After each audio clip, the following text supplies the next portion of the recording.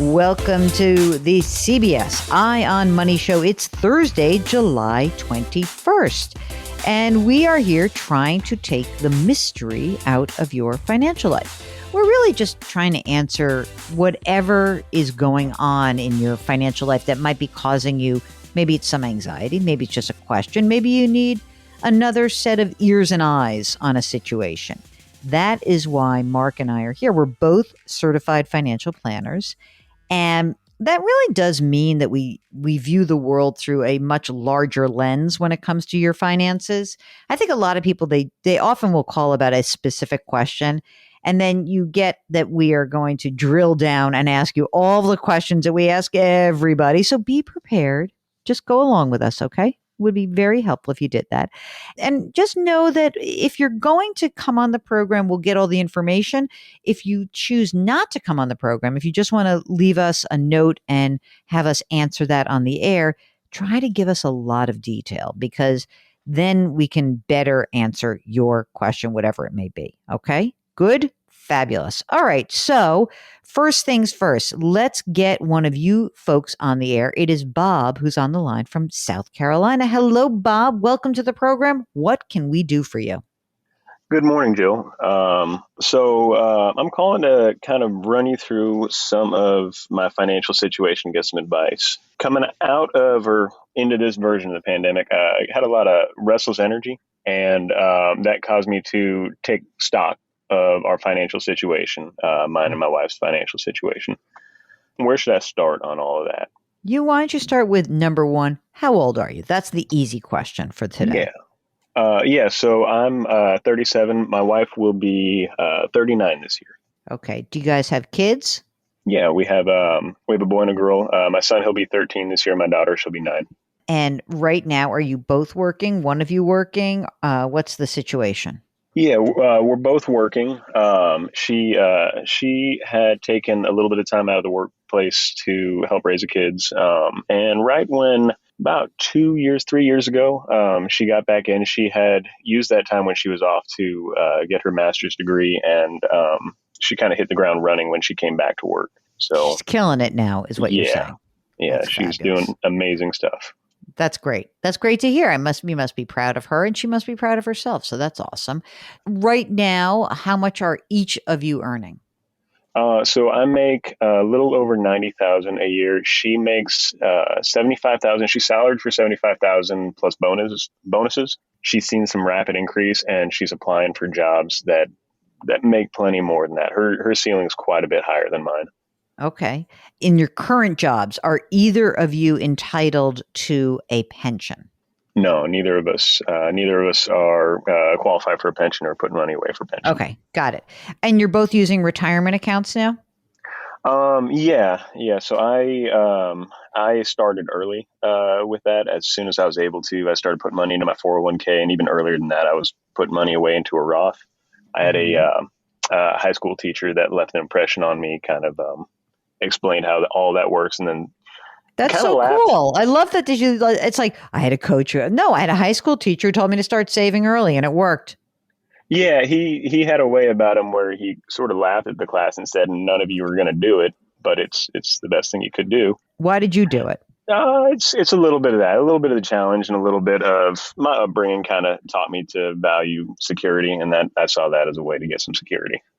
Great. That's fantastic. Okay, so now as we look forward in your 401ks, your 401k, or you can do them both together, but is it all pre-tax right now in your current 401k? Yeah. My work doesn't offer a Roth option, so we got pre-tax 401k. How much is in there? So I have 870,000 in my 401k. A good chunk of that is ESOP. In that ESOP, you don't have any control over it. It's just in there. When and if they sell the company, the cash will flow in, right? I think that I could convert. I've actually talked with the custodian, just asking about whether or not they had a Roth option if they were considering it. And they had explained too that I can convert pre them selling, pre-separation, all that. I could convert. I could basically sell my ESOP if I wanted to. How much money is in your Roth? It is at the beginning of the year. It was about 70,000. So it's less now. All right, called 50. What about your wife? What's her retirement look like? Yeah. So with the big gap in work, she has not put a whole lot away. I want to say she told me she's about 20,000 or a little more in rollover from previous employment.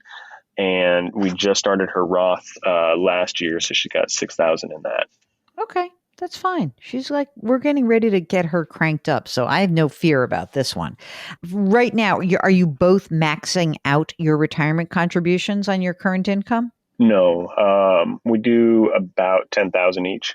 And what about for the kids? Any money in, I was about to say retirement, in college funds for the kids or a 529 plan? Anything set aside for them right now? No, I think we do have a 529, but I don't think there's anything in or invested in it. Okay. It's open. Now Yes, that your wife is working, has this changed your outlook? Like, has your cash flow just expanded dramatically? it has. That was the other thing that kind of coupled with that restless energy I referred to is we had an ability to put a lot more money away than we had prior.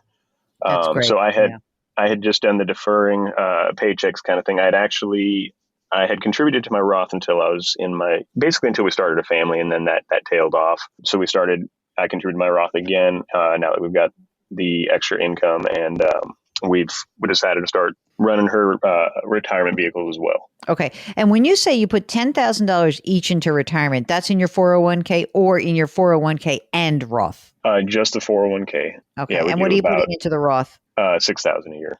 Oh, so you're doing a lot. This is great. How much is money?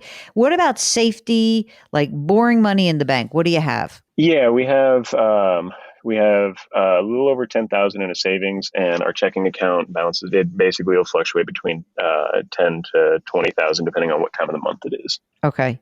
Do you guys have life insurance? We do. Each of us have combined life insurance of about 450,000. Is it your intention for the kids in terms of college? State school, private school, no school? What do you think's going to happen here? I don't know. Definitely talking to my son about what he wants to do. He's getting at that age where we kind of start looking at what your options are and all that. And when me and my wife talk about it, it's basically financing out of our checking account is kind of what the plan would be.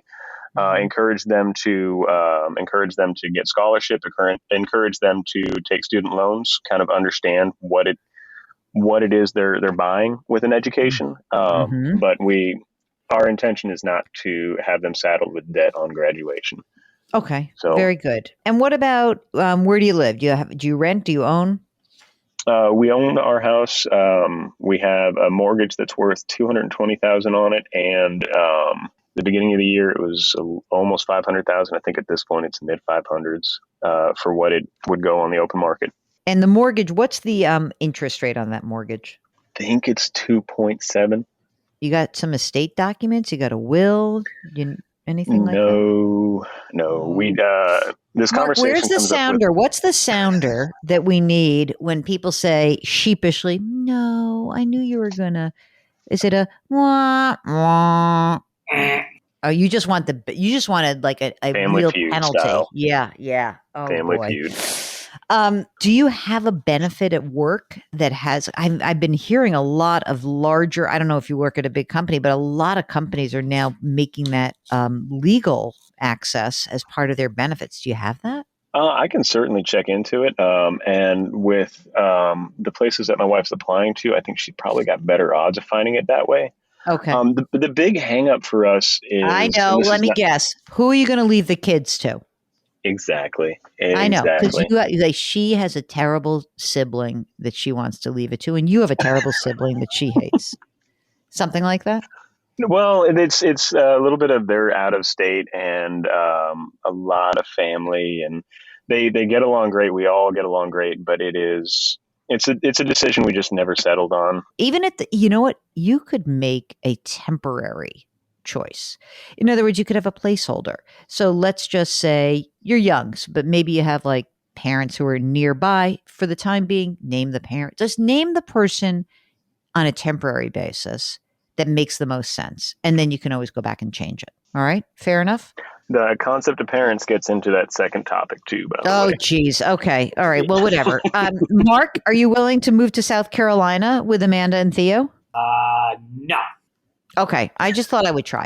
All right. Mark, have I forgotten anything else? I don't think so, but I think there's another wrinkle in the plan here. Okay. I'm ready. Give me a wrinkle. Wrinkle me up, Bob. All right. So we have, since before we had our family, since before the kids came into the picture, my mother-in-law's lived with us. I'm not even going to react to that because my whole stomach just tightened. She's a very sweet lady. How old is she? She is, I believe she's 58. She's 58. She's young. Yes. She healthy? She has health issues. Generally, she's healthy though. She's mobile. She's able to do work. She collects Social Security disability. If that kind of answers sort of a big notion of how healthy she is. Okay. But when you look at her at age 58, is she helping with anything in the house? Like whatever, your kids are in school. So with a 13-year-old and 9-year-old, but is there anything she does on your behalf? Yeah. She does our laundry. And she does, it's kind of more of her own volition. She likes working outside. So she does some yard work. Just kind of, I think that's kind of more of a hobby, more of a thing to sort of keep her busy. And I like it because it keeps her active and healthy. How much is her SSDI on a monthly basis? $1,000. Of that, is she contributing to the household or not really? No, it was some of the way all of this has played out has taught me some valuable lessons in terms of how I approach our children when they hit a certain age. I was young and idealistic and just had this notion if it's not money we don't need, then it's money she could put to better use. Okay. And I don't think that happened. So does she have any money in the bank right now? When she got approved for Social Security disability, she was able to get her back pay from her first application. A good chunk of that is still in there. I want to say that's in the tens of thousands, but not probably. I would doubt it's more than 20,000. And when you are on the SSDI, when you go to your full retirement age, does the amount change because you get a larger benefit? I don't know that she would. Her work history is pretty incomplete. Okay. So right now on that $1,000 a month, does she use some of that money to live on? Does she just use it all to live on? Is there anything here that we need to, I don't know, you're trying to capture it or are you just saying, what the hell, who cares? Well, it's a question of, is there anything that can be done with the amount that can be captured? When I've talked to her about it, it's about 500 is outside of her medical expenses. She does have prescriptions that she needs filled. She has her part that she needs to contribute for Medicaid or Medicare, whichever. So about 500 is not obligated out of that month. I'm leaning towards maybe there's nothing to do, but I want to be responsive to your desire to actually do something. You know what I mean? So I don't want to be like glib about this. Sure. Is she concerned? How does she, give us a little bit of what is she like right now? She kind of just exists, to be honest with you. We've asked her, I've asked her, my wife has asked her at several points over the last about 15 years, what do you want to do? And we've never gotten an answer. It's kind of just basically this. Okay. If she wants to do something, if she want to feel like, okay, let's build it doesn't really matter. Okay. So that's number one. Do you want to see if just for the heck of it, you say to her, hey, you know what, Mom? At this $500 a month, why don't you put $200 each into the kids' 529 plans? Do you think she'd be into that? Or, it's really, I don't know how she feels. So it may be she's like, I only have $1,000 a month. Can you just let me enjoy it? You know what I mean? Or does she want to do something? That's the question that I'm trying to figure out. That's been the $1 million question, I guess, is what does she want to do? But for my own sake, I'm not terribly interested in recapturing the money for anything other than if it could get any independence for her. My sense is that it's a little bit too late in the game. Totally. For that. Well, look, what are you going to do for $500? I don't she could just put it in the bank, which would be fine.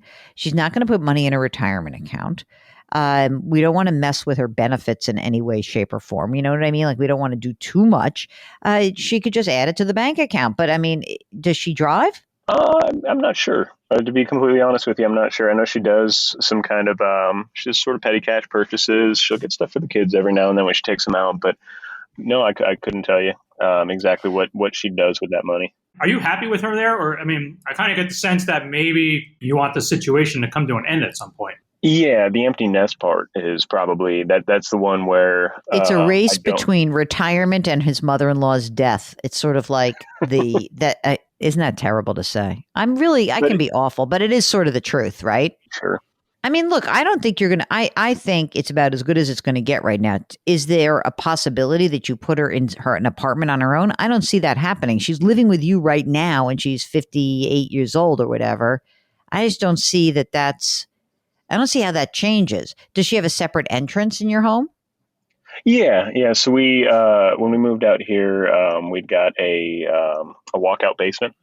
Mm-hmm. And it's about 75% finished basement. There's some around the garage foundation. There's some that we use for storage, but yeah, the rest of it's finished. And so she has somewhat of an apartment down there. I mean, and that was, I just don't know what to say about this because in some respects, like I don't think that's going to happen. I mean, if you're, look, hey, how old are we? We're 30. So you're 37. Is ideal that you sort of think about, okay, let's hope that we can both work till we're in our 60s, right? In our early 60s. Is it possible that she stays with you that whole time? Sure. How is she going to live on her own? I don't know. I don't know if that happens. So I don't want to set you up on a game plan to try to make that happen because I'm not sure it will happen. So why plan for it? I don't know, Mark. Do you see it a different way? Well, have you talked to her? I mean, do you get the sense that that's something she would like to do? yeah. Every time I ask her, like, would she like to live somewhere else? It's basically usually met with a shrug. No, I don't know. Is there a sibling? Is your wife have siblings or is she the one that makes the most sense? Yeah, she's the only child. How does your wife feel? Is she in the same boat as you or different? Yeah, she is. She definitely does not love the fact that she has lived most of her adult life with her mom. I mean, what She's not. daughter? You got to love your mother a lot to make that work. And you could love her as much as anything. And it's still like, get out of my space. Yeah, Tough because it's not like she's 79. right. Exactly. It's like, I don't know what to say about this. Yeah, I mean, it would be great if she could bank some money. I don't think, like, all you need to understand is that you're kind of stuck with her right now. And that sucks. So I guess that it means that, I mean, it's sort of like a beautiful thing, a gift that you're giving her. It would be nice if she were a little more enthusiastic. And does she appreciate the fact that you've done this? I think if I was to push her to it, she probably would. Oh But my it's not. God. Oh my God. This is a bad movie right now. Okay. So we need to do our own attitude adjustment around this. That's what I'm going to say. Mom is mom. She's doing her thing. It's already happened. I wouldn't even say this is like enabling. It's like she didn't have a choice. You're going to throw her out on the street? Not happening. She's living with you. You make it as comfortable as possible. You try to build up her bank account a little bit because she might need some money to do other stuff. I feel like mostly we've got our retirement trajectory right.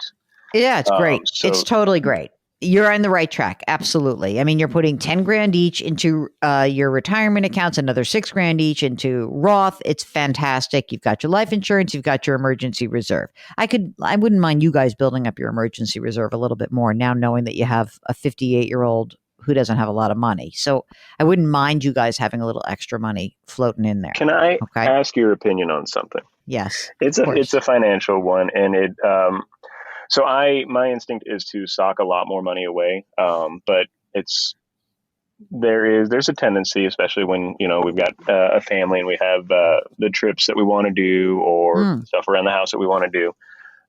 If that money's sitting in the bank, it's why we haven't gotten to a 6-month reserve. I have told myself that my Roth contributions are there in an emergency if I need them. Yes, but no. So yes, of course. I mean, I'll give you two bailouts for yourself. Sure, you could grab that if you needed to. And also, by the way, you could get a home equity line of credit and grab that if you needed to. Just to have it. Don't take it. Don't pull it down. But you could establish a home equity line of credit. on your home, right? And you could say, I have $100,000 line. If anything, God forbid, happened, I could pull from that. And that's also an emergency reserve.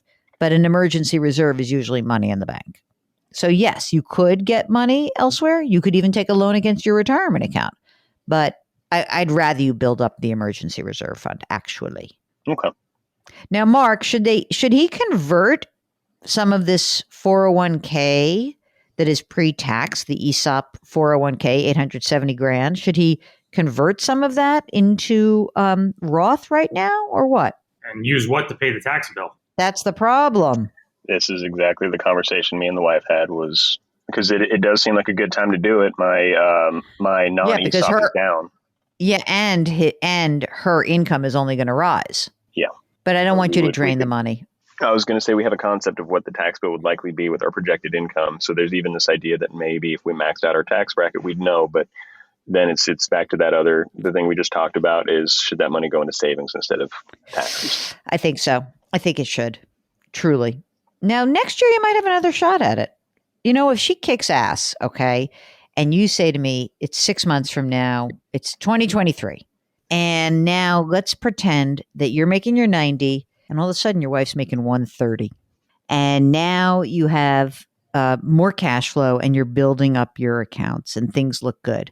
You can revisit this. This is not oh my God, I have to do this for this second. I know that the value of the plan is lower now, but it's too risky just to drain all the money out of your emergency reserve fund. I cannot get on board with that right now. Okay. I'm sure it would be fine, by the way. I mean, so here's let me just give you the disclaimer. It is highly unlikely you'd run into a problem, except if you ran into a problem, I'd feel horrible. Sure. So that's where I stand. Mark, do you have a differing opinion? No, I wouldn't do it. No Roth options at work? No, yeah, the custodian, doesn't offer any kind of Roth option. No, maybe your wife will have one. Yeah, I was just going to say, maybe in the next, I'm thinking next job for wife where she's making a lot more money, maybe she'll have a Roth option. You can use that. Life will be good. You have to stay in touch with us. We got to find out about this mother-in-law. You know what we need to do? We got to find that mother-in-law boyfriend. Yeah, the neighbors have suggested the same sort of thing, and she's available. This is what I could say about her. You know, she doesn't have a lot of money, but she does have current income. You know, she does have that $1,000 a month coming in. Very nice children. That's a good selling point. This is a rough story, Bob. Jeez Louise. All right. Stay in touch with us. Let us know if things change, okay? Absolutely. Thank you. You all take care. You too. All right. If you've got a complicated family situation, we'd love those. Those are among our favorites. This is a tough one, though, Mark. I feel bad for Bob. I feel bad for his wife. I feel bad for the mother. I just think these situations occur and it's like you never can get out. And maybe in his case, he can't, but I'd rather know that now and plan for it and not hope for something that's just not going to occur. If you have a question that is financial in nature and it's complicated and thorny and emotional, we love those the most. Go to JillOnMoney.com, click the Contact Us button, and Mark will do the rest. He'll get you on the show. It's very easy to do. While you're there, sign up for the free weekly newsletter. Check out all the other great content that lives on the website. Other podcasts, a radio show, my TV hits, all that is right there. Okay? Mark Talercio is the co-host and the executive producer of the program. We are distributed by Paramount Global. We drop our episodes every Tuesday and Thursday. Put your hands metaphorically on someone's back. It's going to make that person feel better, and it will make you feel better. Curiosity, compassion, community. Thank you for listening. We'll talk to you next week.